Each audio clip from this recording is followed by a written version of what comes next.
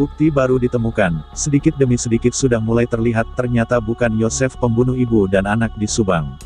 Namun sebelum kita bahas bisalah kalian subscribe channel ini terlebih dahulu, dan nonton video ini sampai habis ya agar kalian semua tidak setengah-setengah dalam menerima sebuah berita. Kalau sudah mari simak video terlengkapnya hanya di channel Indonesia Seleb.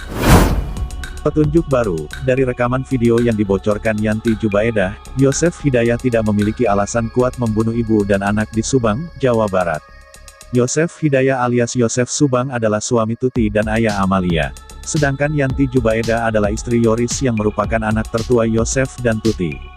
Perlu diketahui, sudah 2 bulan lamanya kasus Subang bergulir, masalah timbul di antara para saksi yang masih satu keluarga. 4 di antara saksi yang disoroti itu yakni, Yosef Hidayah beserta istri mudanya Mimin Mintarsih, Yoris Raja Amanullah anak tertua Tuti dan Danu, keponakan Tuti. Dari keempat saksi tersebut sempat terungkap saling curiga satu sama lain, terutama Yosef dan Yoris. Selama kasus Subang itu diselidiki hubungan ayah dan anak itu sempat renggang. Belakangan, istri Yoris membocorkan bagaimana komunikasi percakapannya dengan sang ayah, Yosef. Komunikasi inilah yang membuat sejumlah netizen menyimpulkan Yosef bukanlah pembunuh istri dan putrinya. Lewat kanal YouTube Rara Cahaya Tarot dikutip Tribun Jabar, tanggal 20 Oktober tahun 2021, diunggah video Yoris memperlihatkan percakapan dengan Yosef. Momen percakapan Yoris dan Yosef itu sempat direkam oleh istri Yoris, Yanti Jubaedah. Diperlihatkan detail, video percakapan Yoris dan Yosef itu direkam pada tanggal 1 Oktober tahun 2021 lalu. Dalam video rekaman tersebut, Yosef menangis hingga menjelaskan masalah yang dialami sebenarnya. Terdengar, Yosef yang baru membuka percakapan tiba-tiba menangis kepada anaknya tersebut. Sambil menangis Yosef mengatakan betapa dirinya sayang kepada Yoris. "Papa TKA teh meninya ahna papa betapa sayangnya ke Yoris," ucap Yosef. Sontak hal itu pun langsung ditanggapi Yoris, begitupun Yoris mengaku dirinya pun menyayangi Yosef, sang ayah.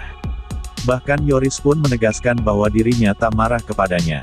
Belum sampai di sana, Yosef pun menjelaskan dirinya sakit hati karena keluarga Tuti yang seolah menyudutkan dan menaruh curiga padanya. Kemudian Yosef menyinggung besarnya rasa sayang pada Yoris yang telah ia besarkan penuh dengan kasih sayang.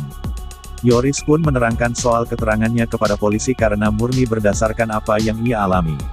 Anak Tuti itu juga mempertegas dirinya tak menuduh ayahnya tersebut. Tak dipungkiri, Yoris pun mengatakan bahwa saat ini Yoseflah satu-satunya orang tua yang ia miliki, setelah ibunya Tuti tiada. Kemudian Yosef pun berkeluh kesah meluapkan perasaannya bahwa selama ini dirinya tak bisa melakukan apapun. "Papa teh, kaditu kadi susah, teu bisa nanaon, papa sekarang kesana kemari susah, tak bisa berbuat apa-apa," ungkap Yosef. Mendengar keluh kesah sang ayah tersebut, sementara Yoris hanya bisa menghibur agar sang ayah tak menangis. Lantas, Yosef kembali mengungkapkan merasa heran ada banyak pihak yang mengadu domba dirinya dan sang anak. Sementara itu Yoris kembali menerangkan selama ini apa yang ia sampaikan di media sesuai dengan BAP kepada polisi.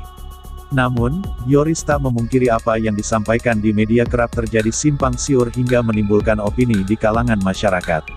Lantas, Yosef kembali menceritakan selama hidup dirinya tak pernah bertindak memukul kepada anaknya, termasuk kepada sang istri Tuti dan anaknya Amalia.